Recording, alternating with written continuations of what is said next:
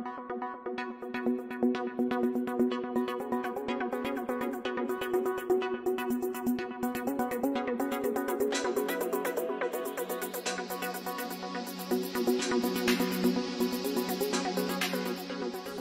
day mga ka-explorer! Welcome to another episode of The Force is Even, a multimedia plus special edition for Women's Month, featuring stories of PNPA female personnel who played and currently play crucial roles for PNPA. I am Cadet 3rd Class Selena Mardelmo, a member of Syndicate Class of 2027. Here we have today with us is the Municipal Councilor of Magallanes, Cavite, and the guest professor from the Department of Research and Development. So we have this Aina Marie Sisante Maligali, one of our incredible women from PNPA, here to share her journeys, achievements, and what it truly means to serve with a purpose. Good afternoon, ma'am. Good afternoon, Cadet Bell. Welcome to our show, ma'am. Thank you for having me. At before tayo magsimula, ma'am, gusto mo bumati sa ating mga viewers, PNPA. Hello to all our viewers.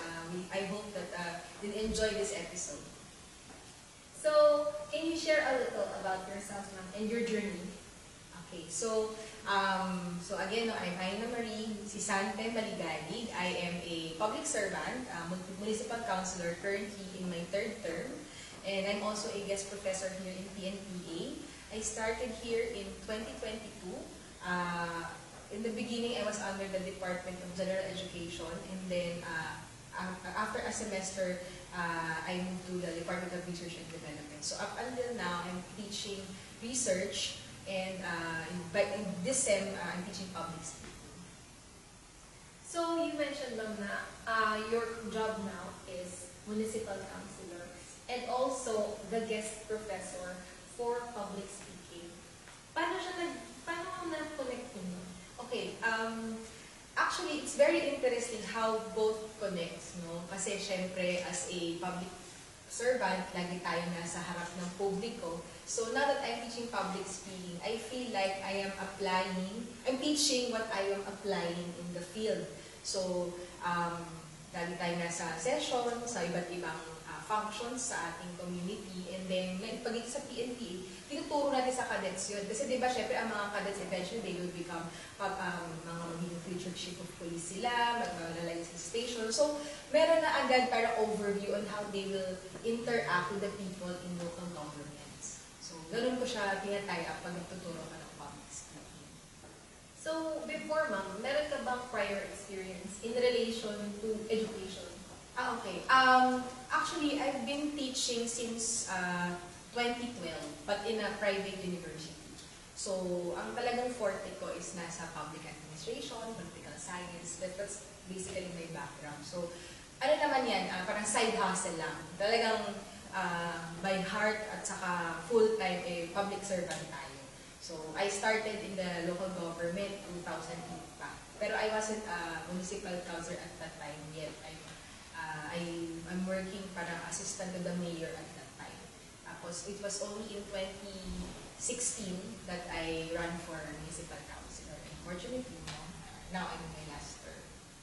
So, from yung position mo, ma'am, before na assistant kay Mr. Mayor, up to the time na nag-municipal councilor ka, ano yung naging urge na i-explore mo yung higher na levels na dun sa local government?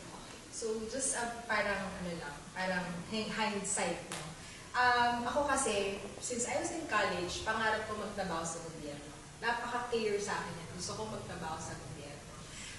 Pero hindi ko talaga in-anticipate na mag-work ako for elected position.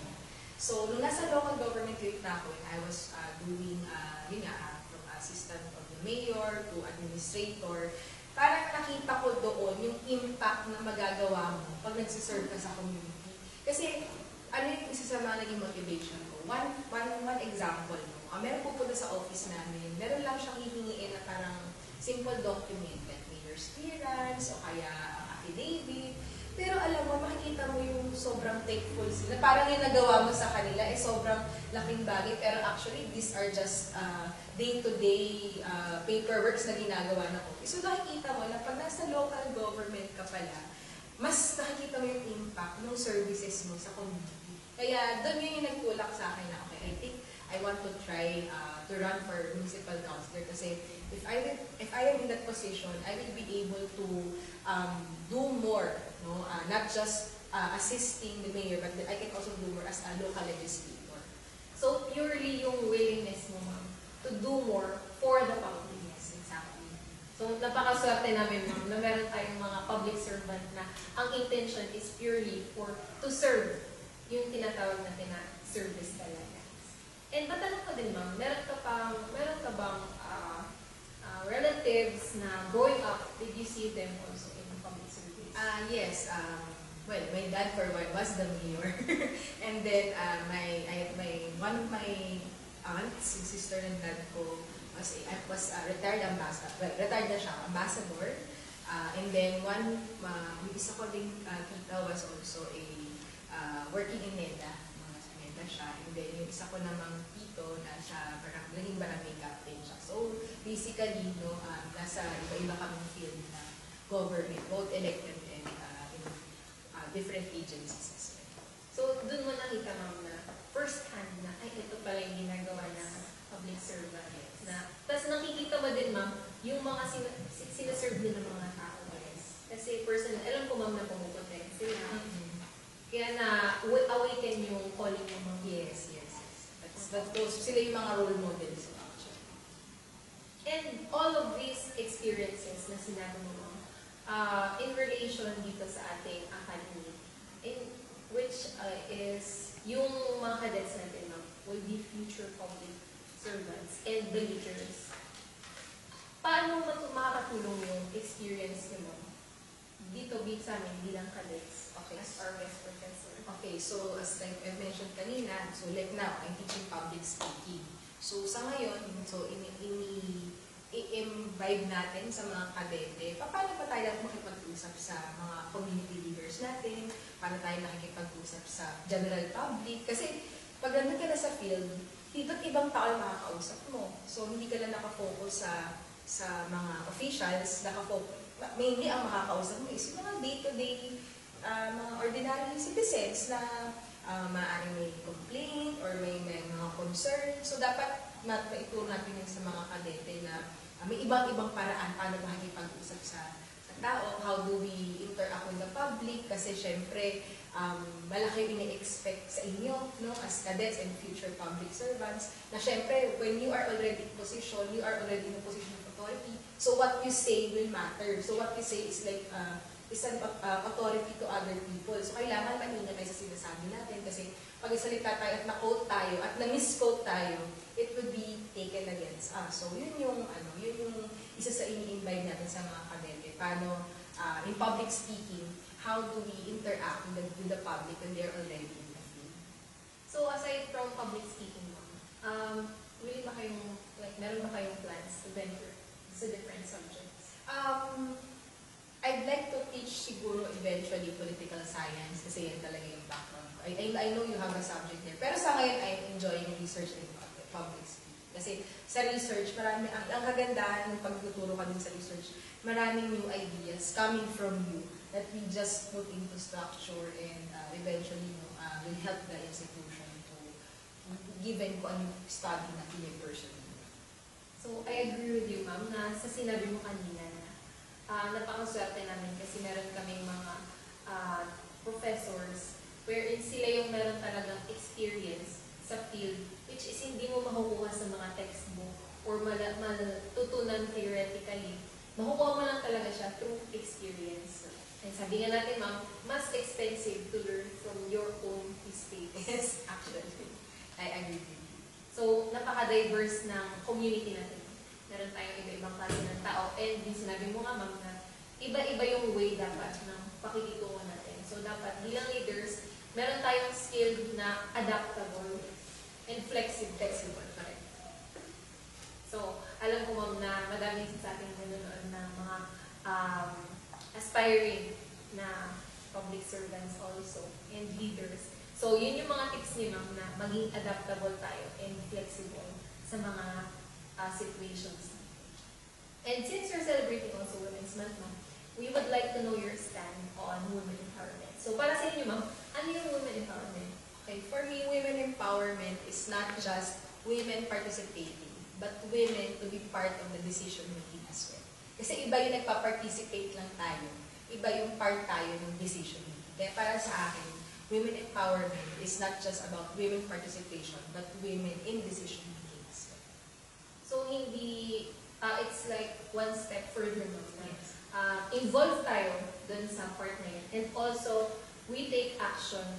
So, it's not merely involvement, ma'am. Pero Yes. also, meron tayong May say tayo. May say tayo dun sa mga nangyayari sa ating lipunan or sa iba't ibang aspeto ng ating buhay. May say tayo. Kasi pag participant lang tayo, parang sumusunod lang din tayo. So parang wala yung power doon, di ba? Pag may power ka, dapat meron kang stand, meron kang disposition, meron kang capacity to decide. Kaya, I believe that women empowerment is not just about women participating, but women in decision making. So, kayo, ma'am, bilang literal isang kababaihan na nasa lipunan, meron ka bang na-encounter na challenges dito sa, sinabi mo, ma'am, na participation sa field, lalo na sa field ni ma'am, which is public service? Well, siguro, tingin ko lang, ito, based on my experience, kung walang mga women like ako in our LGU among the legislators, tingin ko walang masyadong mapapasang mga ordinansa related to women. Kasi iba, di ba, it takes one to know one eh. So parang the only way for you to come up with a ordinance that is responsive to the needs of women is kung may babae din na mag-person.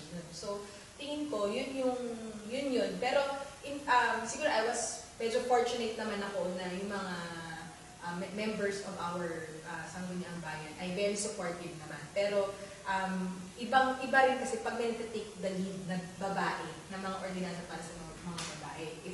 So, for example, one of my mga isinusulong ko is yung for solo parents. Although solo parent naman is not just for women, pero marami kasing solo parent na kababae. So that's one. So, isa yun sa mga, kumbaga kung walang sigurong babae na nandun sa ganitong posisyon, baka hindi siya mabibigyan ng pansin as a sector. So, kaya tingin ko napakalaki ng ginagampanan ng mga babae pagdating sa pag-advocate ng mga policies. Usually kasi, ma'am, bilang kababaihan, ang notion sa atin ng mga lalaki is mahirap daw tayong intindihin.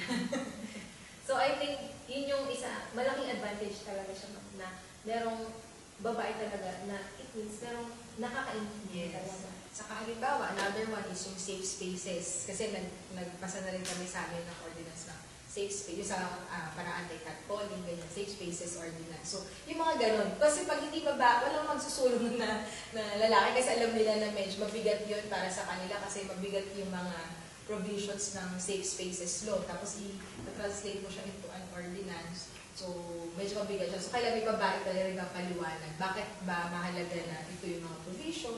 Bakit ganito kahigpit yung mga nilalaban ng mga provision? So, napansin ko lang, ma'am, dun sa mga advantage natin is pag babae ka, more on emotional or mental na aspect kumpara sa kapag sa kalalakihan natin, mas nagpo-focus sila sa ibang matters. Sa atin, ma'am, mas nagkikater tayo sa emotional and mental matters. Tama mo? In a way, siguro kasi nga nature talaga ng mga babae yun. So, hindi natin siya pwedeng ihiwalay dun sa ganung aspeto. Pero tingin ko, hindi naman siya disadvantage ng isang babae na siya ay emotional or empathetic siya. Actually, ano yun eh, tingin ko plus point siya. Kasi nagkakaroon ng mas meaning yung ginagawa natin. Kasi alam natin yung ginagawa natin, merong impact dun sa mga tao na pinagsisilbihan natin. Kasi yung woman's instinct, tayo lang ang meron yan, di ba? Di ba? So, parang yung bagay na yun, advantage yun sa atin. Tapos yung ating pagiging emotional, I think hindi siya dapat in a disadvantageous way, pero advantage din siya. Kasi minsan kailangan din natin ng, yung pag public servant, hindi ka naman pwedeng batok ka eh. Kailangan may damdamin ka kasi hindi mo mapapakita yung malasakit pag wala kang damdamin. So, I think, more than sa nakikita siyang disadvantage ng iba, para sa akin, mas advantage siya. Kasi meron tayong damdamin. So, tama ka, ma'am, na iba sa pakiramdam yung alam mo meron kang malalapitan.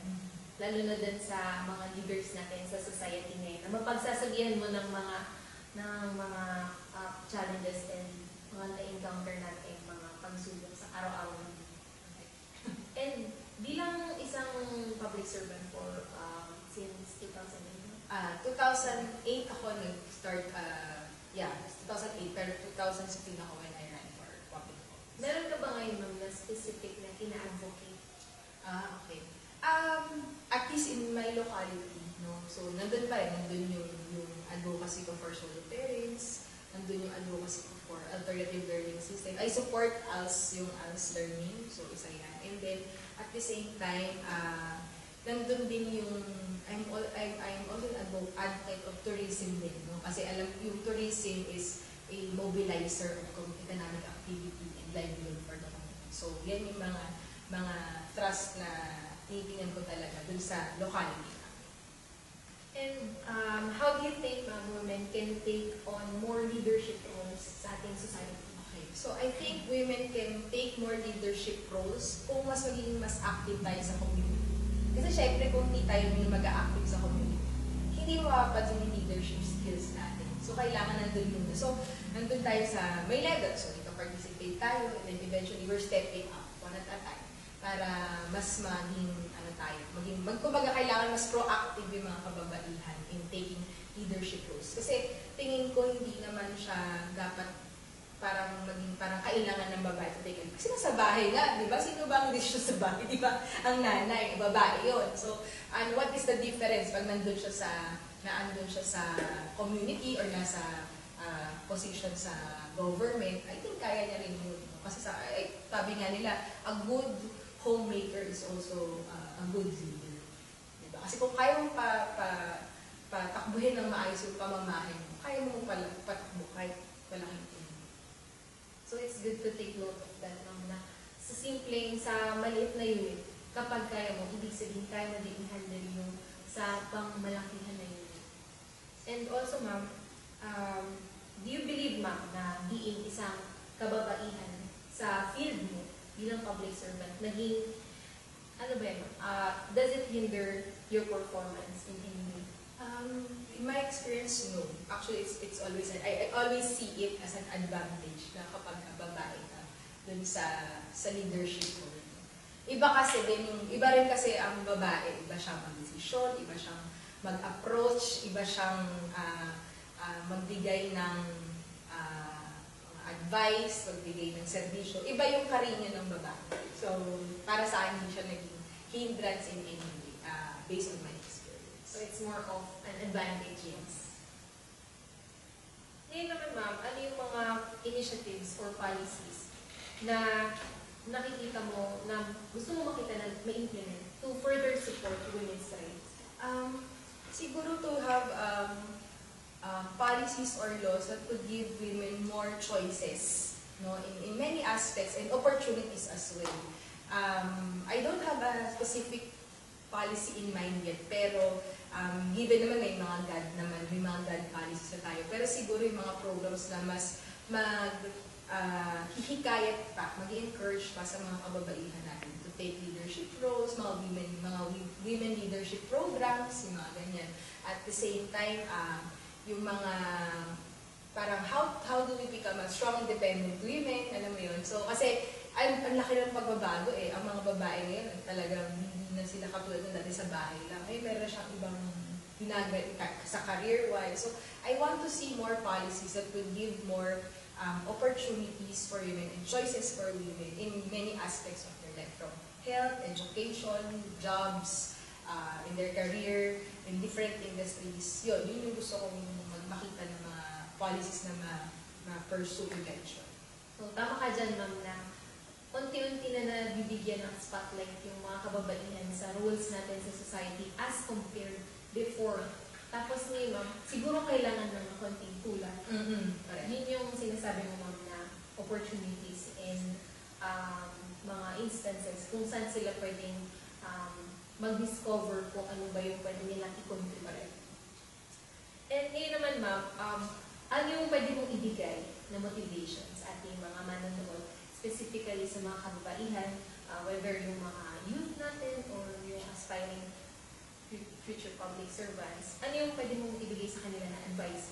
Okay. So, for our women audience, whether you are a youth, a senior citizen, leaders in the community, I would say na be active, be proactive. Maraming magagawa ang isang babae. Sabi nga nila, ang babae meron siyang gift of multitasking. Minsan hindi yan kaya ng lalaki, di ba? Tayo lang ang may gift ng multitasking. So, huwag tayong matatakot na mag-take ng leadership role. Huwag tayong manihiyang maging active sa community. Kasi yung pagiging babae natin is already an asset in itself. So, dapat i-utilize natin siya to nurture our families, to nurture our communities, to nurture others. Kasi kung ginagawa natin yun, mas marami tayong, yung pagkababae natin, mas nagiging meaningful. Diba? Sabi nga dun sa, I remember, diba, tinatanong, what is essence of being a woman? So before, sabi doon is yung to be able to bear a child. But now, it's more than just bearing a child, but also being able to nurture your family and i-extend mo siya hanggang sa community.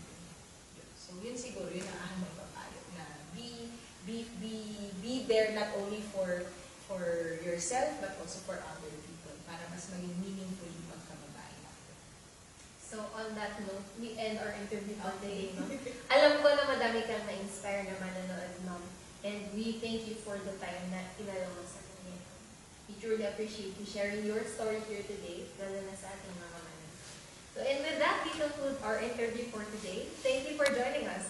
And to our viewers, stay connected with us by following our official Facebook page, PNPA Multimedia Club, and PNPA Justice, Integrity, and Service. This is Cadet Lena Hartdelmo, ang inyong scholar para sa bayan. Good day and God bless us all.